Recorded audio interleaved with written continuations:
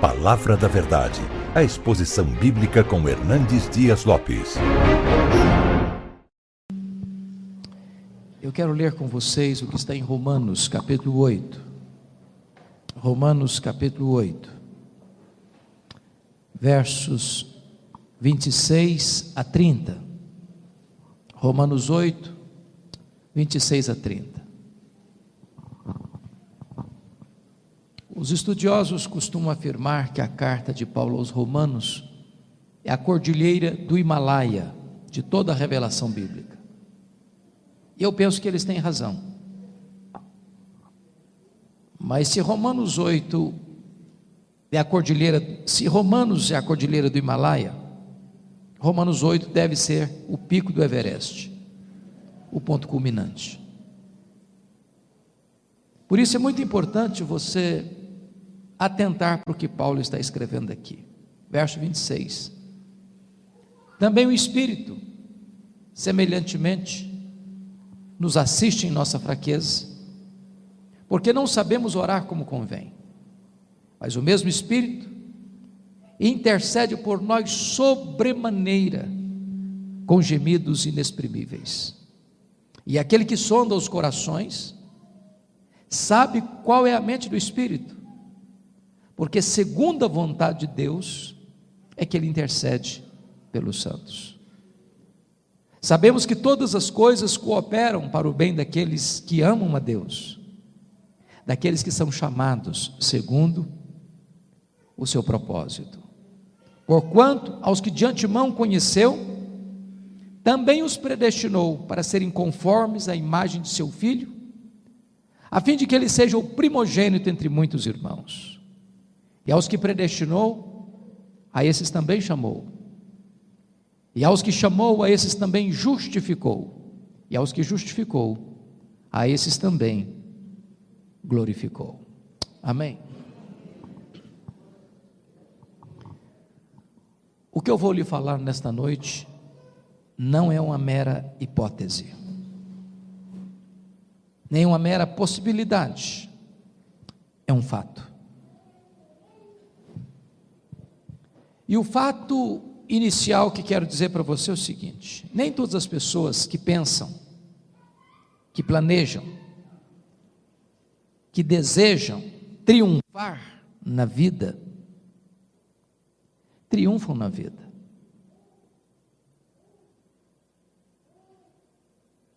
E eu queria ilustrar isso com a saga esportiva brasileira. E eu prometo para vocês que não lhes lembrarei a tragédia de 2014.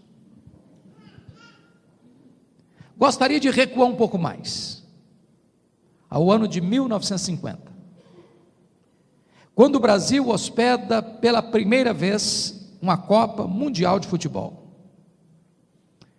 A imprensa internacional, naquela ocasião, apontava o Brasil como forte candidato a sagrar-se campeão do mundo.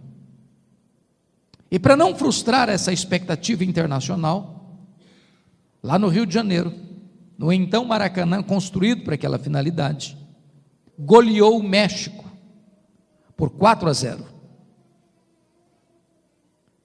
Em seguida o Brasil vem para São Paulo, segundo jogo, e empata com a Suíça por 2-2. O Brasil se classifica para a fase seguinte, ganhando da então Iugoslávia por 2-0. E a partir daí o Brasil se transforma num fenômeno do futebol mundial, porque ele vai para a segunda fase e goleou a Espanha por 6-1. Ele vai para a semifinal e goleou a Suécia por 7-1, resultado que os brasileiros não esquecem. E então, no dia 16 de julho de 1950, o Brasil entra em campo no Maracanã com 198 mil torcedores, dependendo apenas de um empate com o Uruguai para sagrar-se campeão do mundo. Em toda a nação brasileira havia uma certeza inabalável de que o Brasil seria campeão. As bandeiras eram desfraldadas. Nas ruas e praças as pessoas cantavam e celebravam antecipadamente. O Brasil entra em campo e faz 1-0 no primeiro tempo. Quase que volta para o segundo tempo com a faixa de campeão no peito. Até os 23 minutos do segundo tempo o Brasil ganhava o jogo. Quando então o Uruguai empata o jogo. Mas o Brasil ainda era o campeão do mundo. Mas antes da partida encerrar, o Uruguai fez 2-1.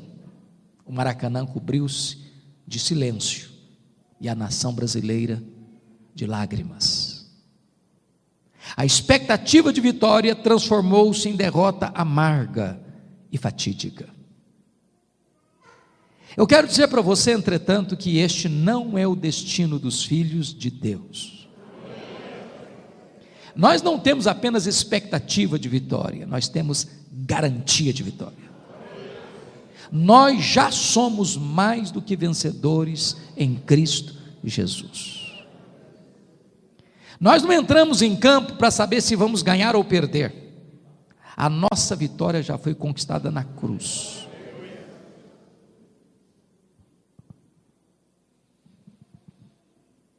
Se você pousar os seus olhos no verso 30, o texto que lemos, você vai notar que Deus tem um plano eterno, perfeito, vitorioso. Deus não usa rascunhos para fazer seus planos. Deus não precisa fazer upgrade nos seus planos. Deus não precisa atualizar seus planos. Notem que esse texto vai de eternidade a eternidade. Deus nos escolheu na eternidade. Deus nos chama e nos salva na história. E Deus consumará a nossa salvação na segunda vinda de Cristo, quando a eternidade será novamente reinaugurada. E nós estaremos para sempre, sempre, sempre, sempre com o Senhor. Deus está determinado em nos conduzir à sua glória. E o texto que nós lemos, nos aponta isso. Notem comigo que, em primeiro lugar, esse texto trata da solidariedade de Deus, quando ele diz: também o Espírito semelhantemente nos assiste em nossa fraqueza. Curiosamente, nós não somos vencedores porque somos fortes. Nós somos vencedores apesar de sermos fracos. Eu gosto muito de ler, e praticamente todas as semanas, passando pelos aeroportos, eu faço uma visita nas livrarias. Eu acho que todos vocês sabem que o estilo de livro, ou o tipo de livro mais publicado e lido no mundo hoje, são os livros de autoajuda. E os livros que ensinam você a ficar rico rápido. Eu acho que eu não estou sabendo ler esses livros. Mas esses livros dizem para você o seguinte: você é forte, você tem a força, você é um gigante, há poder nas suas palavras, basta fazer cócega no seu interior e levantar-se-á daí um gigante. Sabe o que a Bíblia diz? Exatamente o contrário. A Bíblia diz que nós somos fracos. A Bíblia diz que Deus conhece a nossa estrutura e sabe que nós somos pó. Mas nós não só somos fracos, não, nós somos muito fracos. E essas fraquezas transpiram para todos os lados. Por exemplo, nós temos fraquezas físicas. Meus irmãos, querendo ou não, gostando ou não, o tempo vai esculpindo algumas rugas no nosso rosto indisfarçáveis. Um cosmético ajuda bastante, é verdade. Daqui a pouco uma boa cirurgia plástica dá uma boa melhorada. Mas tem hora que, ainda que Pitangui ressuscitasse dentre os mortos, não teria mais jeito. As pernas ficam bambas, os joelhos trôpegos, as mãos descaídas, os olhos embaçados. E diz os entendidos que cada fio de cabelo branco que brota na sua cabeça é a morte chamando você para um duelo. Eu acho até um exército acampado ao meu redor.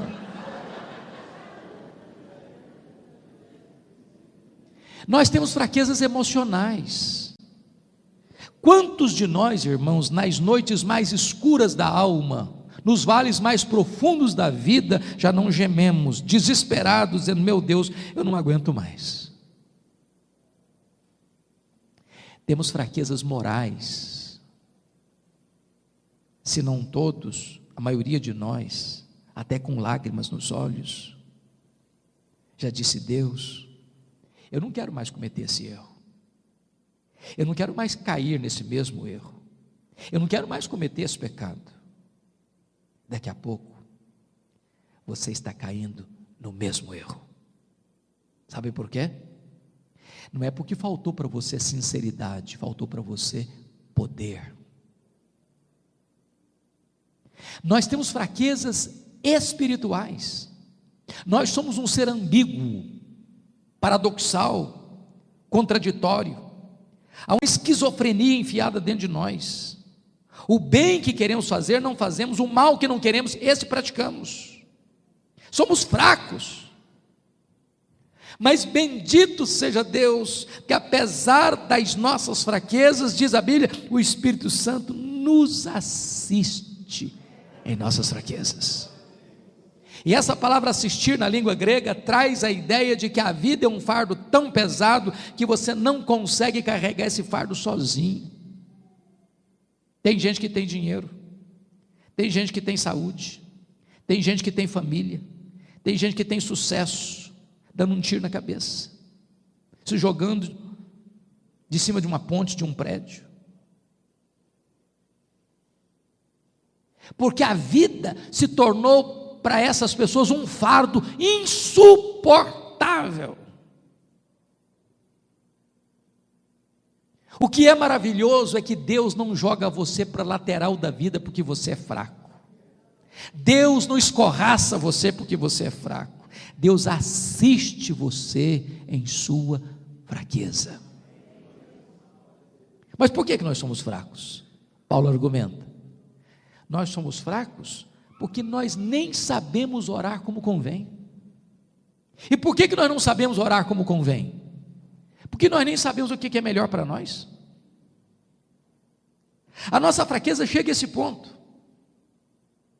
Nós não enxergamos no escuro, nós não enxergamos na curva, nós não sabemos o que está lá no final da linha. E às vezes nós pedimos para Deus uma pedra, pensando que estamos pedindo um pão. Pedimos para Deus uma cobra, pensando que estamos pedindo um peixe. Pedimos para Deus um escorpião, pensando que estamos pedindo um ovo. Pedimos para Deus o que vai nos destruir, pensando que estamos pedindo o que vai nos dar vida. Então Deus não dá o que você quer, Deus dá o que você precisa, Deus dá o melhor. Jesus nos ensinou a orar, e ao nos ensinar a orar, Ele disse: pedi e dar-se-vos-á, buscai e achareis, batei e abrir-se-vos-á, porque todo o que pede, recebe, todo o que busca, encontra, todo o que bate, abrir-se-lhe-á. Foi o que ele ensinou. Às vezes nós entendemos o contrário, às vezes nós entendemos assim: todo o que pede, recebe o que pede. Não, isso não está na Bíblia, isso Jesus nunca ensinou. E ai de nós se estivesse na Bíblia. Nós não sabemos orar como convém. Quer um exemplo? José do Egito estava preso. Ele era inocente. Ele pediu ao copeiro do faraó para lembrar-se dele, e o copeiro do faraó esqueceu-se dele. Ele ficou mais 2 anos mofando na cadeia. E você pergunta: mas onde está Deus, que deixa um filho seu inocente padecer numa prisão imunda mais 2 anos? Por que Deus não tirou José da cadeia quando ele queria sair da cadeia? Se Deus tivesse tirado José da cadeia quando ele queria sair de lá, o máximo que ele teria sido era um bom lavador de copos no palácio do faraó. Naqueles 2 anos, Deus estava construindo a rampa do palácio, para que ele saísse da cadeia e fosse governador do Egito. Deus sabe a hora certa, o tempo certo, a forma certa de nos atender. O Espírito Santo nos assiste em nossa fraqueza. Mas Paulo está tão focado nesta verdade que Deus está nos destinando à glória, que ele trata também da compaixão divina, quando ele diz, mas o Espírito semelhantemente não só nos assiste em nossa fraqueza, mas ele vai além no verso 26 e diz o seguinte, mas o mesmo Espírito intercede por nós, sobremaneira, com gemidos inexprimíveis. Deus está tão interessado, Deus está tão comprometido em levar você para a glória, que dentro da Trindade, você tem 2 intercessores. Primeiramente, você tem um intercessor legal, forense, é Jesus Cristo, o advogado, o justo. Toda vez que chega uma acusação contra você, lá no tribunal do céu, Jesus Cristo, que é o seu sumo sacerdote e advogado, se levanta e diz, por este pecado aí eu morri, por esse crime aí eu verti meu sangue, este que creu em mim não deve mais nada aqui, ele está quites com a tua lei, ele está quites com a tua justiça, ele está justificado e nenhuma condenação mais pesa sobre ele. É por isso que a Bíblia pergunta assim, quem tentará acusação contra os eleitos de Deus? É Deus quem os justifica. Quem os condenará? É Cristo Jesus quem morreu, ou antes quem ressuscitou, o qual está à destra de Deus, e também intercede por nós. Não prospera nenhuma acusação contra você no tribunal de Deus, porque você tem lá um advogado, Jesus Cristo, o justo, como seu intercessor. Por isso ele pode salvar totalmente os que se chegam a Deus por seu intermédio. Agora, dentro da Trindade nós temos um segundo intercessor, é o Espírito Santo. Se Jesus é o intercessor legal, que intercede por nós à destra do Pai, o Espírito Santo é o intercessor existencial, que intercede por nós, em nós, ao Deus que está sobre nós. E de que maneira ele intercede por nós? De 3 maneiras. Primeiro, de forma intensa, ele intercede por nós sobremaneira. É a mesma ênfase de João 3,16, porque Deus amou o mundo de tal maneira.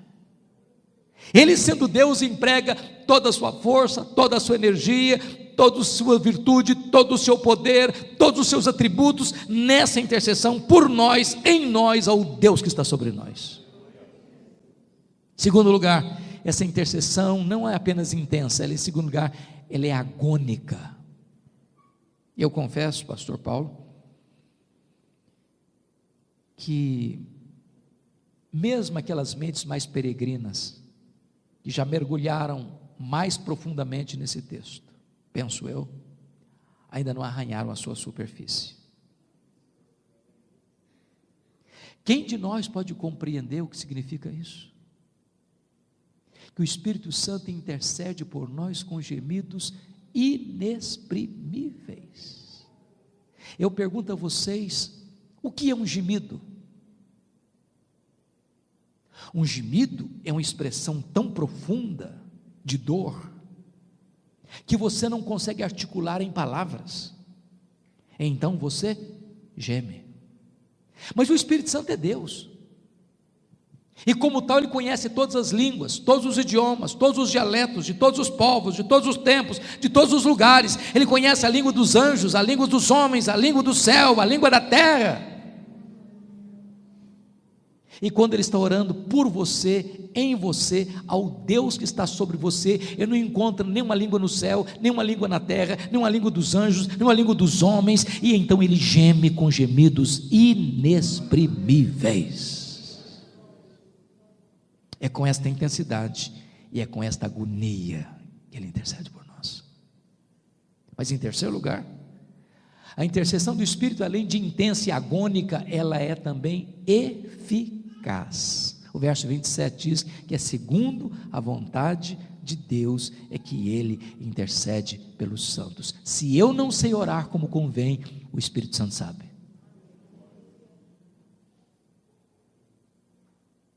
Jamais o Espírito Santo orou por você, em você, ao Deus que está sobre você, de forma desafinada com a vontade de Deus. Terceiro lugar, Deus está comprometido em nos levar ao céu por causa da sua sabedoria. Confira comigo o versículo 28. E Paulo diz assim: sabemos. Notem o que ele está dizendo: sabemos. Na língua grega, esse é um termo que vem da matemática, é um termo exato. Ele não usa aqui a linguagem da conjectura hipotética, ele usa aqui a linguagem da certeza experimental. Sabemos, ele não diz sentimos, ele diz sabemos. E sabemos o quê?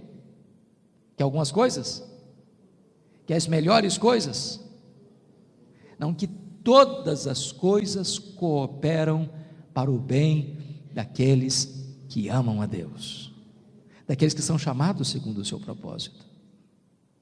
Talvez não haja na Bíblia nenhum versículo mais consolador do que este, para acalmar os vendavais da nossa alma do que este. Mas para que não haja nenhuma distorção de entendimento, vamos entender o que Paulo não está dizendo com esse versículo. Primeiro, Paulo não está dizendo com esse versículo que todas as coisas que acontecem com você são coisas boas. Ele não está dizendo isso. Ele não está dizendo isso.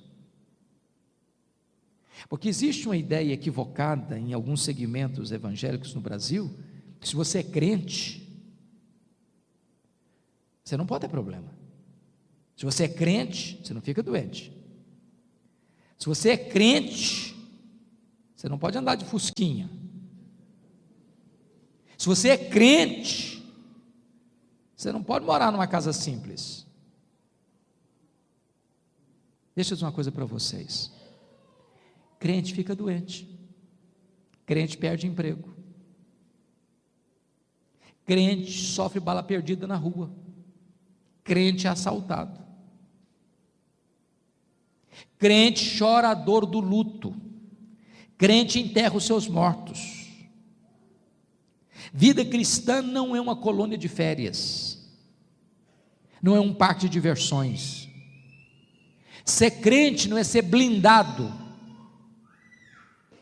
Ser crente não é viver numa estufa.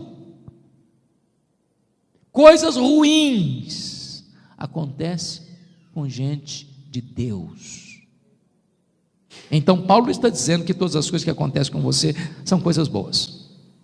Segundo, Paulo não está dizendo que todas as coisas trabalham por si mesmas, como que num grande jogo de coincidência para o seu bem. Então, antes de você sair de casa, dá uma lidinha no horóscopo, quem sabe os astros sejam favoráveis a você. Não é nada disso que Paulo está falando. Não tem misticismo. Crente não acredita nesse negócio de azar. Crente não acredita nesse negócio de sorte. Crente não acredita nesse negócio de horóscopo. Crente não acredita nesse negócio de feitiço. Crente não acredita nesse negócio de olho gordo. Crente não tem medo de sexta-feira 13. Crente não acredita que as coisas acontecem assim por si mesmas. Você crê que Deus está no controle. No controle. Que Deus não é pego de surpresa com as lutas que você enfrenta. Que Deus não ficou surpreendido, porque hoje tem uma falsa teologia no mercado aí chamada de openteísmo, teísmo aberto, que diz que Deus fica tão surpreso quanto você, que ele não sabia. Que Deus miúdo é esse? Que Deus nanico é esse? Deus é soberano. Deus conhece o passado, Deus conhece o presente, Deus conhece o futuro no seu eterno agora. Nada pega Deus de surpresa.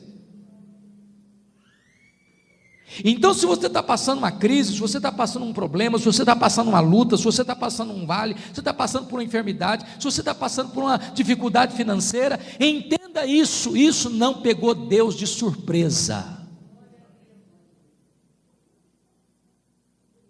Terceiro, Paulo não está dizendo que todas as coisas contribuem para o bem de todas as pessoas. Ele não está dizendo isso.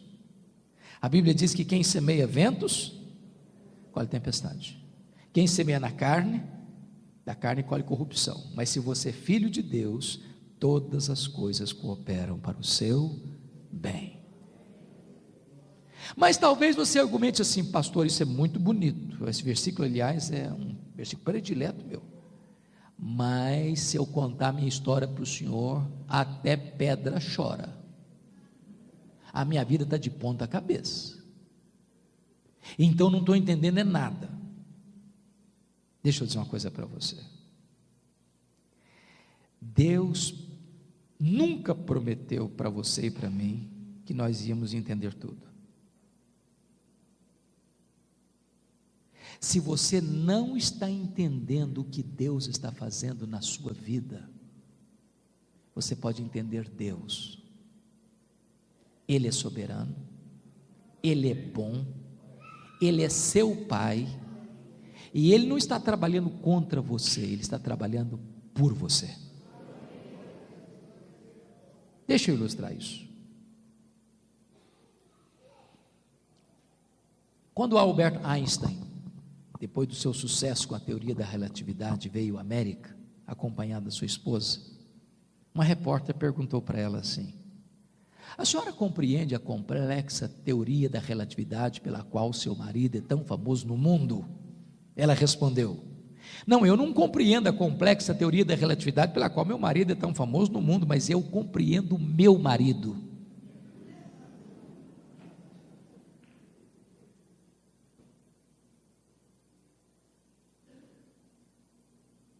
No momento em que você conhece quem é Deus, seu coração descansa. Ele não é sádico, Ele é bom. A providência pode ser carrancuda, como dizia William Cowper, mas por trás da providência carrancuda tem uma face sorridente. Muitos de vocês já leram Gary Chapman, um autor mais conhecido no Brasil pelo seu livro As 5 Linguagens do Amor. Ele conta que quando era criança, ele estava brincando aos pés da sua mãe, que estava fazendo um bordado à mão, e ele olha o bordado da mãe, de baixo para cima, pelo avesso, viu muitas linhas soltas, desencontradas, e não conteve a curiosidade, disse: mamãe, que coisa horrível é essa que a senhora está fazendo? A mãe percebeu o drama do menino, pegou-o no colo, mostrou o bordado pelo lado direito, e o menino ficou encantado. As cores, a harmonia, o desenho. Às vezes nós somos como uma criança, olhando o bordado da vida pelo avesso. As linhas estão soltas, as coisas não se encaixam, mas um dia Deus vai sentar você no seu colo e mostrar a sua vida de cima para baixo, e aí você vai entender que Deus sempre esteve trabalhando em seu favor. Todas as coisas cooperam para o bem daqueles que amam a Deus, daqueles que são chamados segundo o seu propósito. Mas talvez você argumente: mas que bem é esse? É ser rico? É ser famoso? É ter saúde? É a frase que eu mais escuto: tendo saúde a gente leva. Leva mesmo? Que bem é esse? O apóstolo Paulo teve o cuidado de não deixar essa pergunta sem resposta, porque ele vai escrever no verso 29, logo em seguida, qual é esse bem? Quando ele diz assim: Deus nos predestinou para sermos conformes à imagem do seu Filho, a fim de que ele seja o primogênito entre muitos irmãos. Deixa eu dizer uma coisa para você: Deus já predestinou o que Ele quer fazer na sua vida. Então o grande projeto de Deus na sua vida não é você ficar rico, você ter saúde, você ter sucesso, você ser uma pessoa famosa, isso até pode até vir a reboque. O grande projeto de Deus na sua vida é fazer de você uma pessoa parecida com Jesus. Porque Ele não está apenas determinado a levar você para a glória, Ele está determinado em transformar você à imagem do Rei da Glória.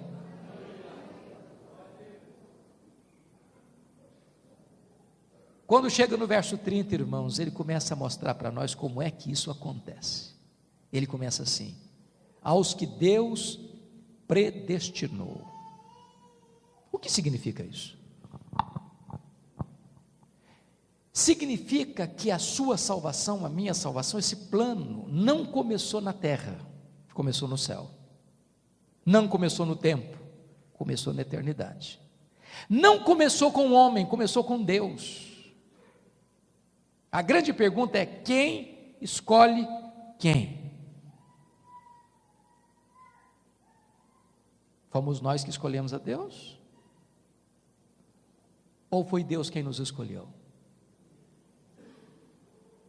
Jesus Cristo disse: não fostes vós que escolhestes a mim, pelo contrário, eu vos escolhi a vós outros. Você não está aqui esta noite salvo por Jesus Cristo, porque um dia lá na sua casa, você pensando,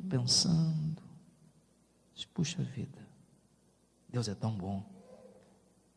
Sabe de uma coisa? Eu vou escolher Deus. Não foi assim.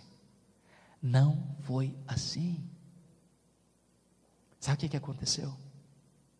Você e eu estávamos mortos nos nossos delitos e pecados. Havia uma venda nos nossos olhos, porque o diabo cegou o entendimento dos incrédulos. Havia um tampão nos nossos ouvidos, de tal maneira que nós éramos surdos para a voz de Deus. Havia dentro de nós um coração insensível, impenetrável, que a Bíblia chama de um coração de pedra. Aí houve um dia em que Deus arranca as vendas dos seus olhos, tira o tampão dos seus ouvidos, tira o seu coração de pedra, dá para você um coração de carne. Foi Ele quem começou.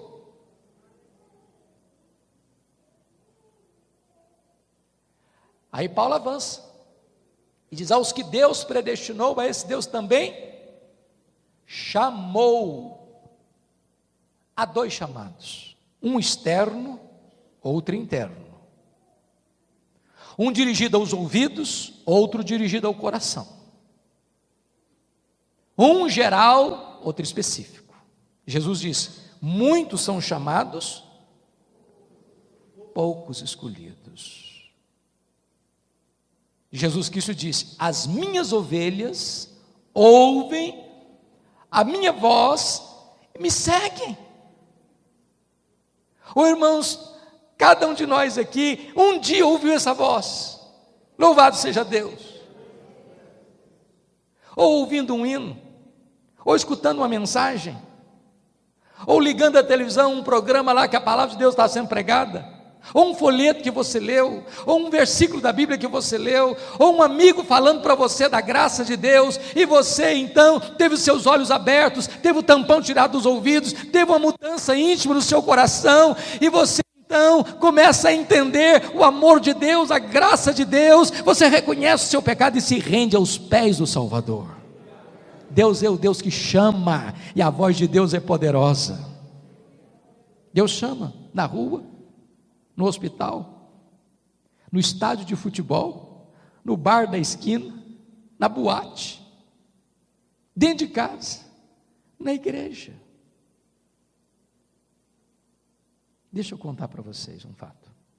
Eu estava numa segunda-feira em Vitória, no meu gabinete pastoral, quando um senhor de seus 30 e poucos anos bate à porta e disse: eu posso conversar com o senhor? Eu disse: claro que pode. E ele disse: eu estive aqui na igreja ontem, no domingo à noite. Ele disse: que bom que o senhor veio, o senhor é bem-vindo aqui. E ele me disse: mas eu não vim participar do culto. E eu disse: bom, então o senhor veio fazer o quê? Ele me respondeu: eu era um traficante, eu vim aqui ontem roubar um carro. os carros ficavam na porta, lá na rua. E eu disse: e o que aconteceu? Ele respondeu: enquanto eu olhava os carros para saber que carro eu levava, eu escutei uma música que brotou de dentro do templo, e eu fui atraído irresistivelmente para essa música, e do jeito que eu estava com meu revólver 38 na cintura, eu entrei. E quando eu entrei, eu fui impactado por um poder maior do que o meu, e as minhas reservas caíram, e os meus olhos foram abertos, e o meu coração foi tocado, eu reconheci o meu pecado, o poder de Deus entrou na minha vida, as lágrimas rolavam, eu saí chorando para casa. Quando eu cheguei em casa ontem à noite, pastor, chorando, a minha mulher me perguntou: o que aconteceu, Ricardo? Alguém machucou você? Eu respondi para ela: pastor, não, mulher, aquele homem que você conhecia não existe mais, aquele homem morreu, agora eu sou uma nova criatura, Jesus libertou a minha vida. Deus chama, e a sua voz é poderosa. Paulo prossegue e diz: aos que Deus chamou, a esses Deus também justificou. Oh, irmãos amados, aqui está o coração da Bíblia. Se você não compreender o que é justificação, você não entendeu a Bíblia ainda. O que é justificação?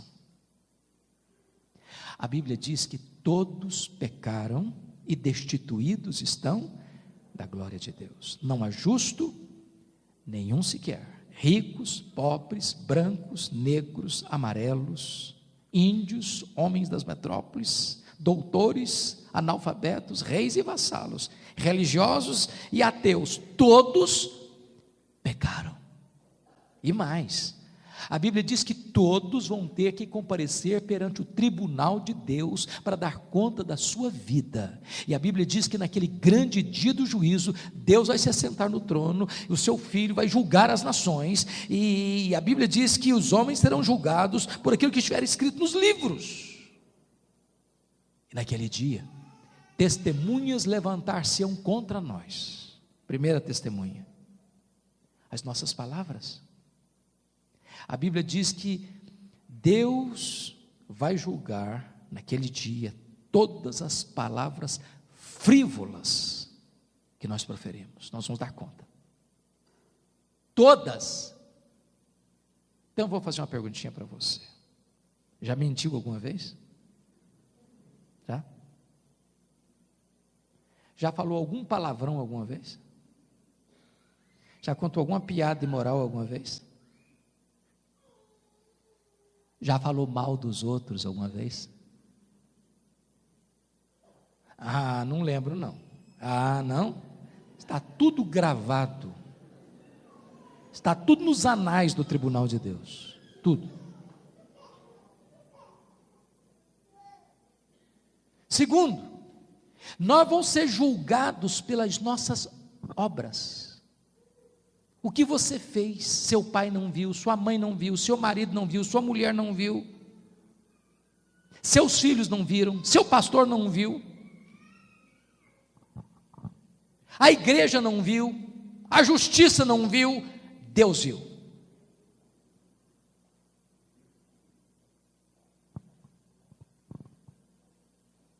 Quem escapa desse pente fino de Deus? Quem escapa? Mas a Bíblia diz que Deus vai nos julgar também pelas nossas omissões. Se você sabe que deve fazer o bem e não faz, você está pecando, diz a Bíblia. Mateus 25, 31 a 46, Jesus mostra que no grande dia do juízo, Ele vai se assentar no trono, vai julgar as nações, colocar uns à direita, outros à esquerda, e vai dizer aos que estiverem à sua esquerda assim: apartai-vos de mim, malditos, para o fogo eterno, preparado para o diabo e seus anjos. E você pergunta: o que essas pessoas fizeram de tão horrível? Sabe qual é a resposta? Nada. Só deixaram de fazer. Estive com fome, não me deste comer, com sede não me deste beber, nu e não me vestiste, preso não fostes ver-me, doente não me visitaste, forasteiro e não me abrigaste. Todos os pecados de omissão. Sabe o que significa isso? Você pode estar dentro da sua casa, não falando mal de ninguém, não fazendo mal para ninguém, e cometendo um terrível pecado de omissão. Quem escapa?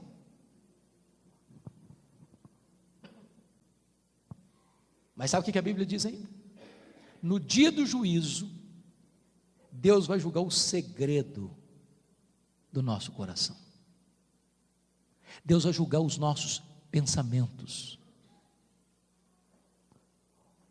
Deus vai julgar as nossas intenções. Irmãos, isso é soleníssimo. Sabem por quê? Nenhum tribunal da terra tem competência para julgar foro íntimo, nenhum. Pois o tribunal de Deus julga foro íntimo. Leia Romanos 7. Sabe por que Paulo tomou um susto de consciência de que ele era pecador? Quando ele parou para pensar no 10º mandamento. Qual a diferença dos 9 primeiros mandamentos da lei de Deus e do 10º? Qual a diferença? Os 9 primeiros mandamentos da lei de Deus são todos objetivos. Qualquer tribunal da terra pode olhar, legislar e julgar. Não terás outros deuses, não farás para ti mais de escultura, não tomarás o nome do Senhor teu Deus em vão, guarda o dia do Senhor, honra teu pai e tua mãe, não matarás, não adulterarás, não furtarás, não dirás falso testemunho. Qualquer pessoa pode saber isso. O 10º mandamento é subjetivo. Só Deus vê. Não cobiçarás. Você pode ter uma auréola de santidade na cabeça e um coração podre, só Deus está vendo.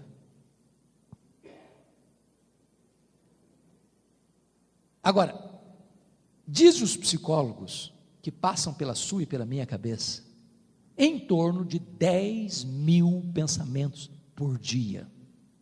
Tem hora que passa um pouco mais, não é verdade? Agora, quantos desses pensamentos você não tem coragem de contar para a pessoa mais amiga? Ô irmãos, se Deus resolvesse botar nessa parede branca aqui, o que você e eu pensamos a semana passada, todos nós estaríamos com a cara no chão de vergonha. Mas talvez você está pensando assim, bom, desculpa, pastor Paulo, talvez a pessoa está pensando assim, bom, mas eu fui convidado para vir num culto, para escutar um negócio leve. Eu não estou gostando dessa conversa.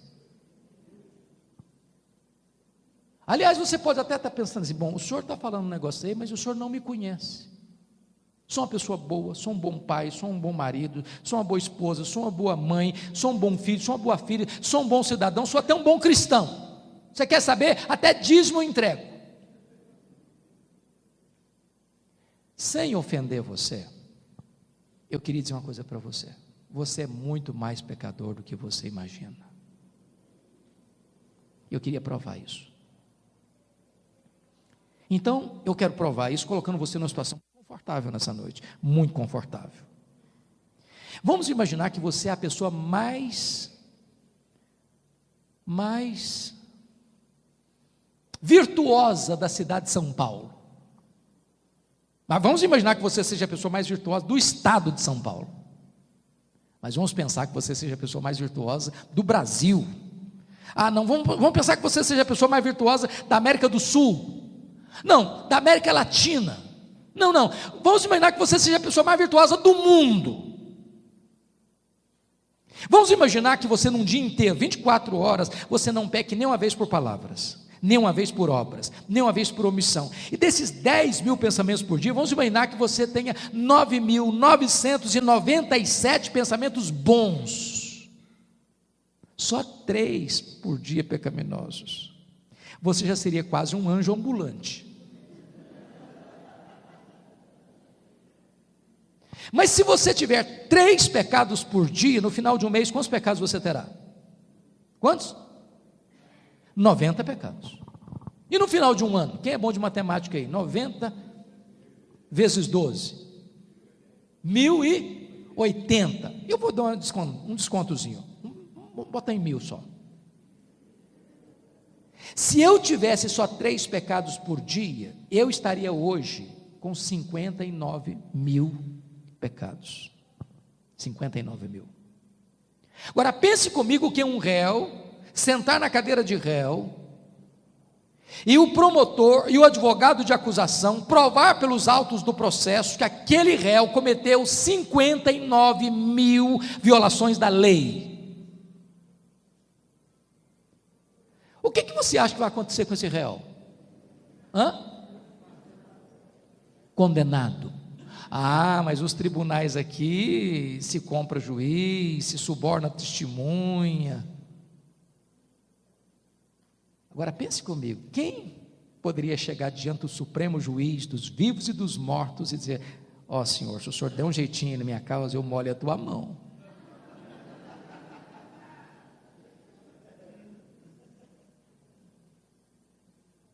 Mas eu tenho algo mais solene para dizer ainda a você. Você não precisaria ter 59 mil pecados para não entrar no céu. Se você tiver um pecado só, você não pode entrar no céu. Sabia disso? Eu vou dizer algo mais contundente. Você sabia que só a gente perfeita entra no céu? Sabia disso?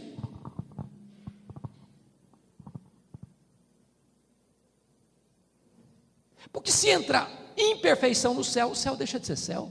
Nada contaminado vai entrar lá. Aí talvez você esteja pensando assim: bom, se o negócio é desse jeito, então eu estou frito.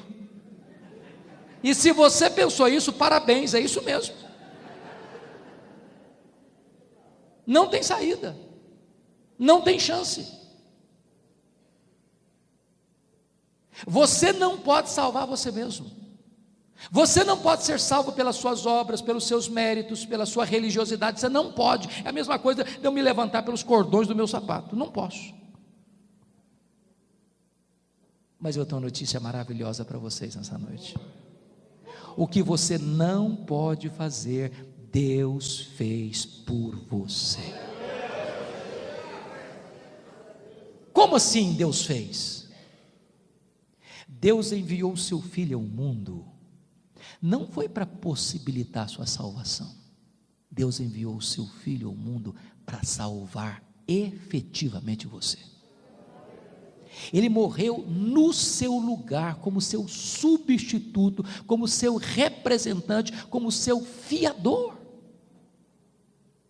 A Bíblia diz que quando Jesus estava na cruz, Deus lançou a iniquidade de todos nós sobre ele. E naquele momento, ele carregou sobre o seu corpo, no madeiro, os nossos pecados. Naquele momento ele foi feito pecado por nós. Naquele momento o sol escondeu o rosto dele.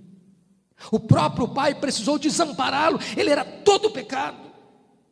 A ira que devia cair sobre mim, caiu sobre ele. Não havia beleza nele. Ele foi feito maldição. E quando ele tomou o meu pecado, o seu pecado, ele era todo pecado, a ira de Deus sobre ele, feito maldição. A lei exigiu que ele morresse, porque o salário do pecado é a morte. E Deus desferiu sobre ele o golpe da lei. Ele morreu a nossa morte. Mas antes de morrer, diz a Bíblia, que ele dá um grande brado na cruz. Tetelestai, está pago, está pago.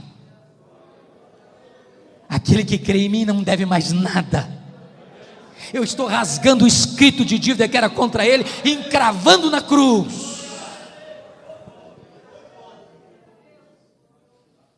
Irmãos queridos, acontece na cruz 3 transações.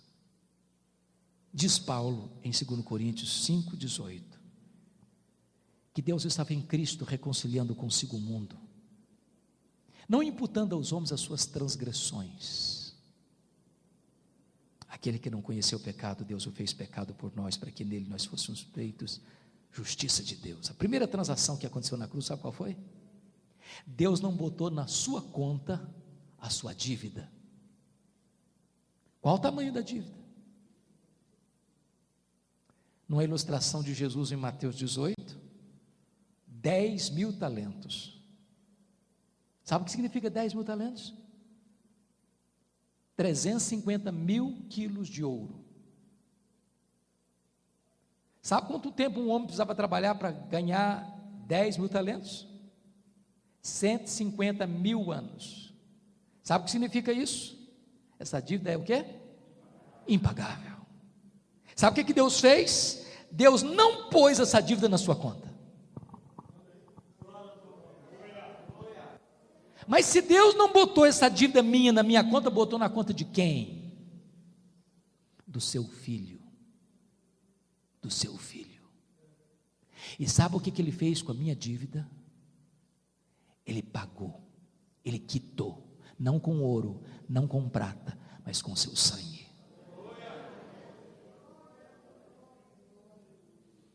É tão importante entender isso, irmãos, porque justificação é mais do que perdão. É mais do que perdão. Perdão é um conceito negativo e justificação é um conceito positivo. Eu explico. Imagine que você esteja falido, quebrado, e você deve R$1 milhão ao banco, e você não tem 1 centavo. Alguém vai lá, deposita na sua conta R$1 milhão e quita a sua dívida. Você não tem mais dívida. Isso é perdão. Você não tem mais dívida. Mas se você estava falido, você continua falido, você não tem mais dívida só. Mas justificação é um conceito positivo. Por quê? Porque a Bíblia diz que aquele que não conheceu o pecado, Deus o fez pecado por nós, para que nele nós fôssemos feitos justiça de Deus. Sabe o que Deus faz agora? Vai lá na sua conta no tribunal do céu e faz um DOC, faz uma transferência, faz um depósito de um valor infinito. Toda a justiça do Filho de Deus é depositada na sua conta. Quando Deus puxa a sua ficha no tribunal do céu, está escrito lá, não só perdoado, está escrito lá, você tem um saldo positivo aqui, você tem um saldo de valor infinito aqui, toda a justiça do meu filho está aqui na sua conta, você está quites com a lei, você está quites com a justiça, não tem condenação mais sobre você, você está justificado. Louvado seja Deus. É por isso que é preciso entender uma outra coisa importante. Pastor, mas eu continuo pecando, e aí? É verdade. É verdade. Só que quando você crê no Senhor Jesus, você não é mais réu. Você agora é filho. Então preste atenção num versículo da Bíblia. Quem pode dizer para mim aí, 1 de João 1,9? Se confessarmos os nossos pecados, Ele é fiel e justo para nos perdoar os pecados, nos purificar de toda injustiça. Você já perguntou por que esse versículo está na Bíblia? Justo não perdoa.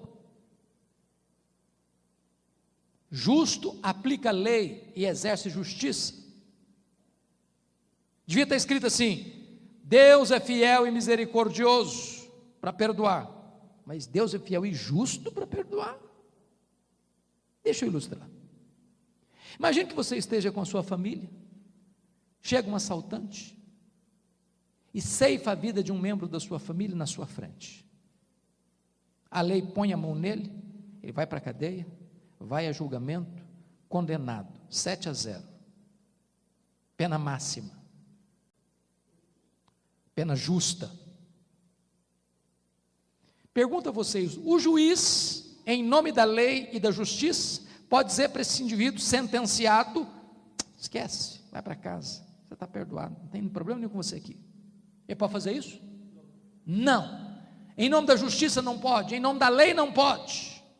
Qual o papel do juiz justo? Aplicar a lei e exercer a justiça. Mas então como é que Deus é fiel e justo para perdoar os pecados? Pecados de quem? Dos filhos. Deus é fiel e justo, sabe por quê?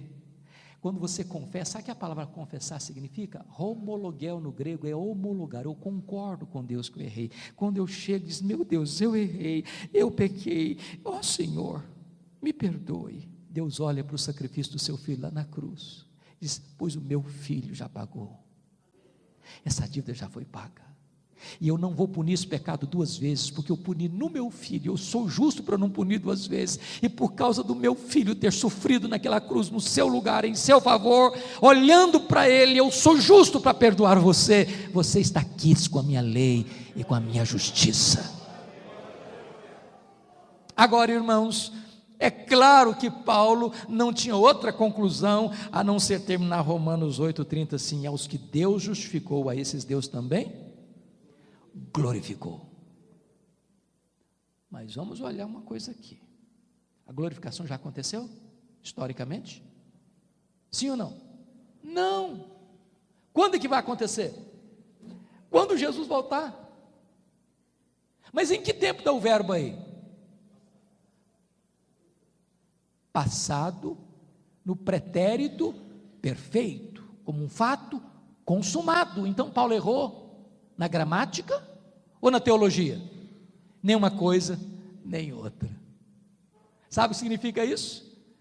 Na mente de Deus, nos decretos de Deus, você que foi predestinado, chamado e justificado, já está no céu.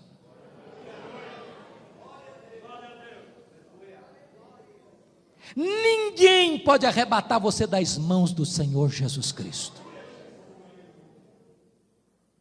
A segurança da nossa salvação não depende de nós, irmãos. A salvação nossa está garantida pelo Deus que nos salvou. E eu quero concluir quando Paulo encerra esse capítulo com 5 perguntas retóricas. Uma pergunta retórica que a resposta já está na pergunta. E a primeira pergunta é essa: se Deus é por nós, quem será contra nós? Paulo não pergunta quem é contra nós não, porque o inferno inteiro se levantaria.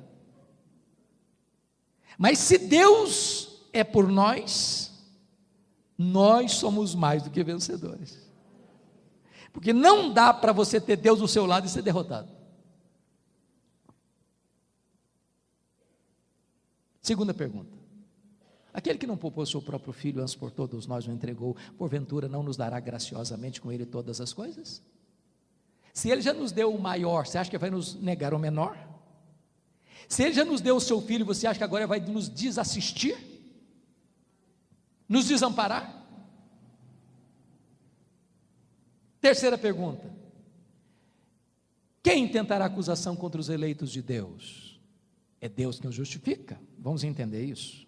Nós estamos assistindo no Brasil algumas pessoas sendo julgadas em primeira instância, apelando para a segunda instância, depois apelam para uma terceira instância, e depois apelam para uma quarta instância, o Supremo Tribunal Federal. Sabe o que Paulo está dizendo aqui? Quem tentará acusação contra os eleitos de Deus? É Deus quem justifica. Sabe o que significa isso? Não tem mais tribunal de apelação. O Supremo Pretório Divino, a instância máxima de julgamento, já declarou você justificado. Não tem como rever mais essa situação. Deus já declarou você justificado e ninguém muda essa sentença divina. Louvado seja Deus. Quem os condenará? Quarta pergunta: é Cristo Jesus que morreu, ou antes que ressuscitou, o qual está à destra de Deus e também intercede por nós. Ele está dando aqui a base legal pela qual não pode existir condenação para você que crê em Jesus, porque um outro alguém já sofreu a pena no seu lugar, e Deus é justo para não punir o mesmo pecado duas vezes. Se Ele puniu no seu filho, Ele não pune você que creu no seu filho. Prestem bem atenção. Você pode fazer a seguinte pergunta: é justo o justo justificar o injusto? Não, não é justo. Mas Deus justifica o injusto, porque a justiça do justo foi colocada na conta do injusto, e por causa da justiça do justo na conta do injusto, o injusto foi justificado pela justiça do justo, e nós estamos justificados para sempre. A última pergunta: quem nos separará do amor de Deus que está em Cristo Jesus? Será a tribulação ou angústia?